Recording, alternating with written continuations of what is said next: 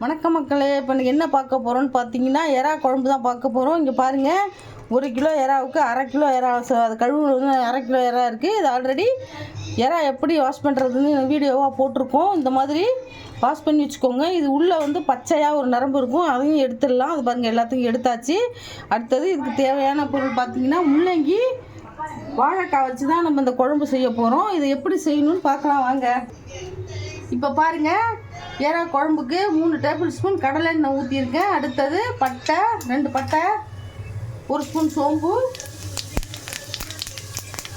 3 பெரிய சைஸ் வெங்காயம்,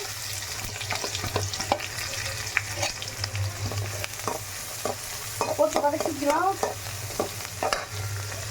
அடுத்தது முள்ளங்கி, 2 முள்ளங்கி போட்டிருக்கேன், அதையும் வதக்கிக்கலாம்.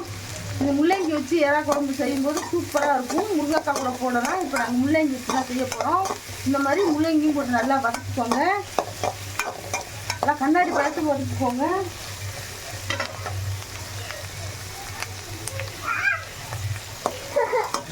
இந்த எறா குழம்பு ஒரு டிஃபரெண்ட்டான குழம்பு, வித்தியாசமான குழம்பு. இதே மாதிரி நீங்கள் வைங்க. அடுத்தது என்னன்னு பார்க்கலாம். இப்போ பாருங்கள், முள்ளங்கி வெங்காயம்லாம் நல்லா கண்ணாடி பதம் வதங்கிருச்சு. அடுத்தது பாருங்கள், 2 பூண்டை நல்லா உரலில் போட்டு நசுக்கி வச்சுருக்கேன், அதையும் போட்டுக்கலாம்.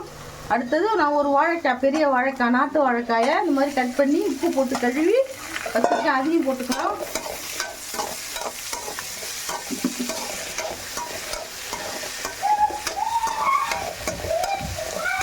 முள்ளங்கி எல்லாமே நல்லா வதங்கிருச்சு, நல்லா எண்ணெய் பிரிஞ்சு வந்துருச்சு பாருங்கள். இப்போ ஒரு கொத்து கருவேப்பிலையை போட்டுக்கலாம்.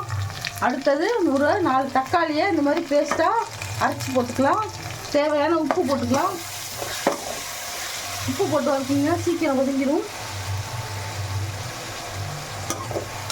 அதையும் போட்டு நல்லா எண்ணெய் பிரிகிற அளவுக்கு வதக்கிக்கலாம். அடுத்து என்னன்னு பார்க்கலாம். இப்போ பாருங்கள், நல்லா எல்லாம் தக்காளி எல்லாமே நல்லா மேஷ் ஆகிடுச்சு, நல்லா வதங்கிருச்சு. இப்போ அடுத்தது எறா, 1/2 கிலோ எறாவை போட்டுடலாம்.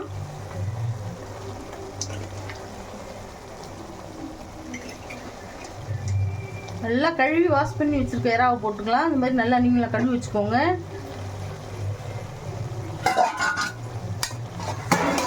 எறாவை போட்டு வதக்கிக்கலாம். அடுத்து என்னன்னு பார்க்கலாம்.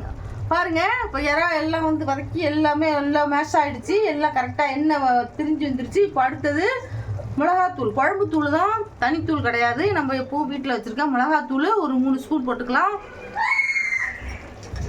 அடுத்து பாருங்க, மிளகாத்தூள் போட்டாச்சு. அடுத்தது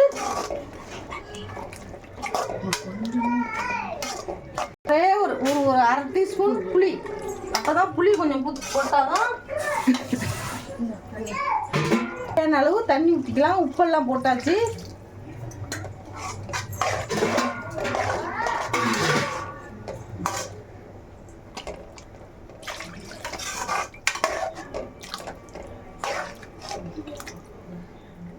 இப்போ பாருங்கள், இந்த மாதிரி குழம்பு இருக்கணும். நல்லா கொதிச்சோன்னா கொஞ்சம் கெட்டி ஆயிடும். ரொம்பவும் திக்காகவும் இல்லாமல் ரொம்பவும் கெட்டியாகவும் இல்லாமல் நல்லா கொதிக்க விட்டு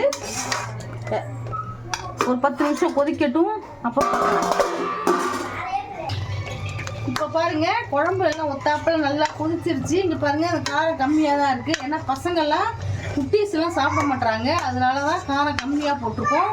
இந்த மாதிரி கொதிச்சிருச்சு. இது பாருங்கள், இந்த மாதிரி இருக்கணும். இப்போ அடுத்தது தேங்காய்,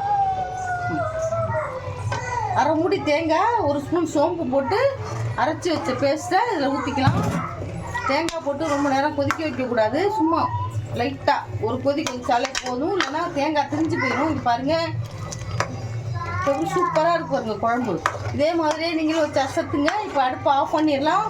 இந்த ரெசிபி உங்களுக்கு பிடிச்சிருந்ததுன்னா எங்கள் சேனலை ஷேர் பண்ணுங்கள், லைக் பண்ணுங்கள், சப்ஸ்கிரைப் பண்ணி பாருங்கள். அப்போ தான் நாங்கள் போடுற புது வீடியோலாம் உங்களுக்கு சேரும். இப்போ முள்ளங்கி வாழைக்காய் போட்டு எறா போட்ட குழம்பு ரெடி. தேங்க்யூ, பாய்.